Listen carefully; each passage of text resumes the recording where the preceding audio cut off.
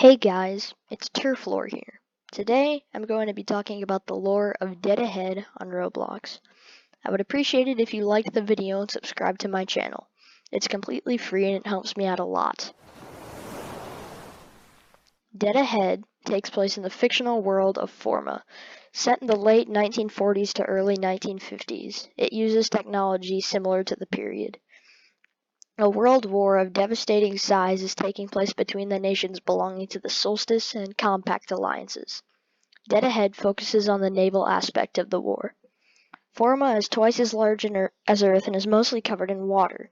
Its core layers aren't as dense as Earth, which gives it about the same gravity as Earth. 4 continents exist on Forma, the largest of the 4 being Hydra to the east and Centaura to the west. The 2 smaller continents are Libra, which is positioned at the southern edge of the Libran Ocean in between the continents Hydra and Centaura. On the northern end of the Libran Ocean sits the continent of Ursa. There are 2 oceans on Forma, one being the Libran Ocean, which is where all merchants, navies, and fishing boats pass through, whereas its counterpart, the Ananas Ocean, has never been circumnavigated and is so far known to be void of civilization. It's so remote and unexplored that its name literally means empty in Latin. There are tons of smaller seas, bays, and rivers on Forma, but I lack the time and energy to cover them, so to make up for that, I'll leave a link to the wiki in the description. As for religion, there are 2 relevant religions in the world of Forma, Astranism and Unism.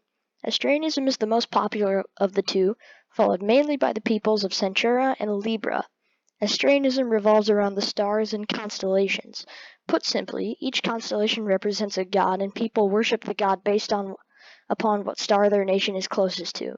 Basically, the stars are part of the constellations which are represented by gods, who are worshipped according to what constellation they belong to, and thus the belief of the people of that area. The other religion, Unism, is followed by the peoples of Hydra and Ursa. Unism is almost like the opposite of Astranism. Instead of worshipping multiple gods, Unism only worships one god, which is believed to have created the world, its life, and everything. It's similar to Christianity in some aspects. There are a lot more details to these religions, but then again, I don't have that much patience to research all that. The main language spoken on Forma during the period is English or Libre. Dialects and pronunciations vary. Latin, or Old Libre, is also spoken on occasion. Russian, or Ursan, is spoken by the people of Ursa. Races and skin tones vary based on position. Racism isn't a large factor on Forma, but xenophobia is. The Forman War is the war that Dead Ahead takes place in. The major players in this war belong to 2 alliances, the Solstice and the Compact. The Solstice consists of the Antares Imperium, the Federation of Ursa, and Rhea. And the Compact consists of the Orion Republic, Hydra's Commonwealth, Libra, Auriga, and Musca. Antares is the strongest of the Solstice alliance, and is a royal dictatorship with a large territorial area consisting mostly of vassal states spanning most of the Centauran continent. Their core territory is located near the southern tip of Centaura. Before the Forman War, Antares took part in the Centauran War, which, surprise surprise, took place on Centaura. In 1911, Antares began its rise to power by intervening in the Southern Corvus War between Corvus and Cetus on the side of Corvus. Cetus was conquered and overrun in 1912 by a combined force of Antaran and Corvan troops. Antares later went on to annex Corvus as a vassal state, peacefully. This conflict was still ongoing after Cetus was conquered, as they had allies, and went on to become the Centauran War.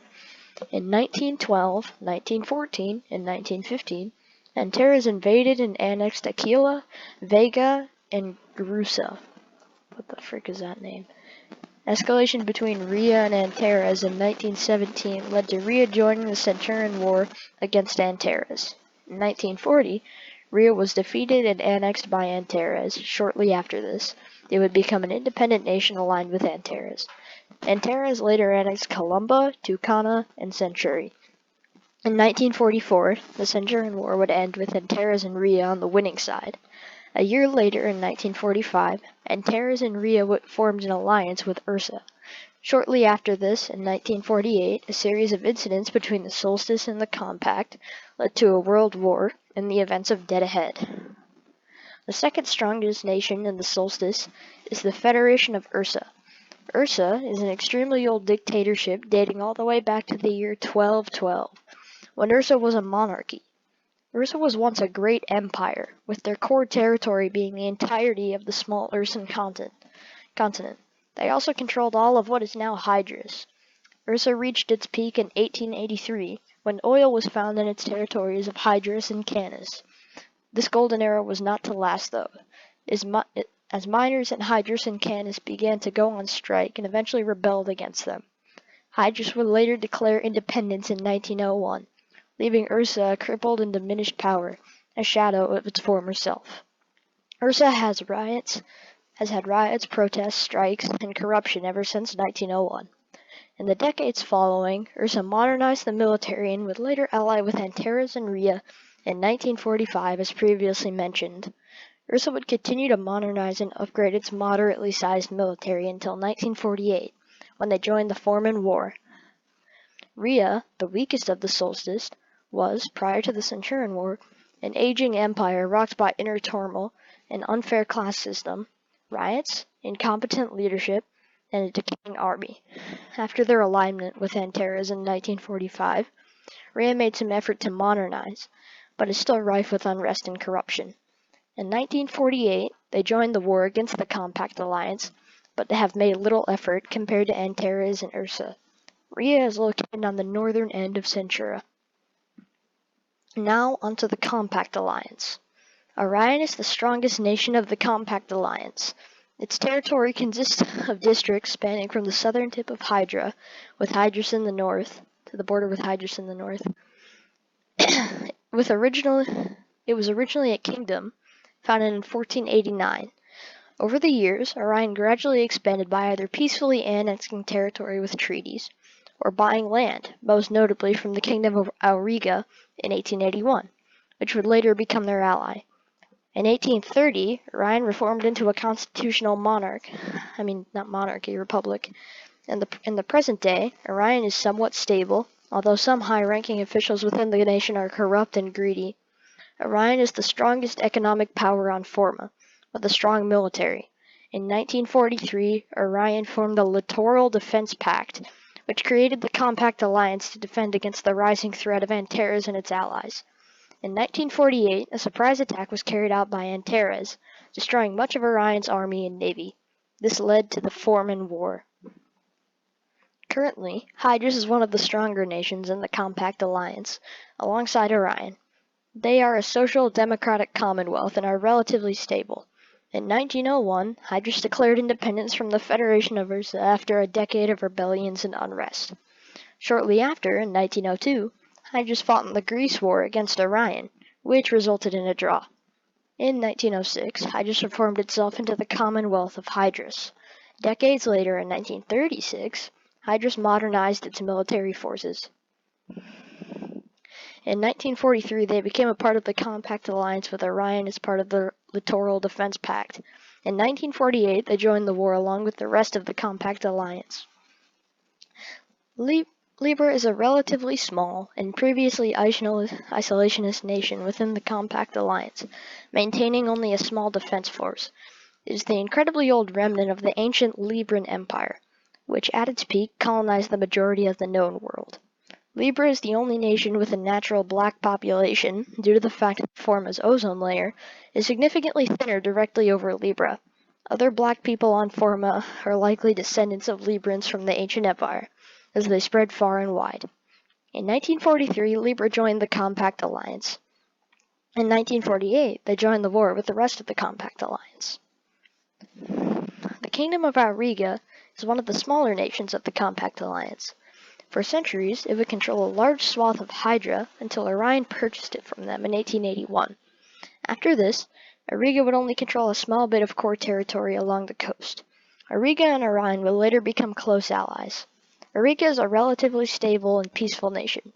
It's known for its efficient agriculture. Auriga and its interests are protected by Orion's strong military. Auriga is the #1 grain supplier in the Compact Alliance, making them an active and useful member despite being so small an area and having only a small defense force. Riga would take part in the Littoral Defense Pact in 1943, joining the Compact Alliance. In 1948, they entered into the Forman War, along with their allies. The Principality of Musca is the absolute weakest and smallest nation in the Compact Alliance, having only a few hundred soldiers in its army. Located on a group of small islands to the northeast of the Hydrus Commonwealth, Musca relies on them heavily for resources and protection. Musca is relatively stable but poor. Their technology lags 2 to 3 decades behind the rest of the world. Musca has been natural for much of its history until recently. They took part in the Littoral Defense Pact in 1943. Later, in 1948, they joined the Forman War with the Compact Alliance. In 1947, the events leading up to the Forman War started with an international conference held in Libra, where both the Solstice and the Compact Alliances met. The Compact representatives denounced the actions of Antares and its allies. After hours of arguing, the moderators of the conference called for a break. During the break, 4 Antaran representatives and 1 Orionite were found dead in a room. After further inspection, it was found that the Orionite representative shot all 4 of the Antarans and then shot himself. Oh my god. Upon discovery of this, the conference was canceled and all the other representatives traveled back to their countries. 3 months later, in January of 1943, a bitter Antares sent a fleet of warships to destroy Orion's navy. After that, the events of Dead Ahead take place. Some important people from the Antares Imperium are Emperor Aaron Tau, age 63. He is the Emperor of Antares. And Empress Anna Tau, age 61, is the Empress of Antares and the wife of Aaron Tau. Andrew Tau, age 58, is the brother of Aaron Tau and the leader of the Antaran Supreme Council. Maya Tau died in 1938 at age 32, was the daughter of the Empire and was a captain in the Antares Armada. Cardin Tau, is 40 years old and is the son of the Empire. He is a general in the Antares Imperial Army and is stationed in Rhea. He is also the heir to the Antaran throne. Leo Arden, age 44. He is a rear admiral of the Antares Armada. Calvin Tau. He died in 1927 at age 71, father of Aaron Tau and former Emperor of Antares. Now some important people from Orion. President Ferdinand Powell, age 58, is the president of Orion. He's in his 4th term. Elizabeth Powell, age 53, is the wife of the president. David Coppin is 60 years old and he's the Minister of Defense. Aaron Huxley is 53 years old and is the Grand Admiral of the Orion Fleet. Michael Ford is 45 years old and is the Rear Admiral of the Orion Fleet. Thomas Wallace died in 1945 at age 81, was the former president of the Orion Republic before Powell. Those are the most notable figures in Dead Ahead. There's not much else for me to cover, so I think I'm going to end the video here. For those of you who watched all the way to the end, thank you so much. I'm sorry if the mic quality in the video was pretty bad, and that if I stuttered a lot. This is my first time doing this. Like and subscribe.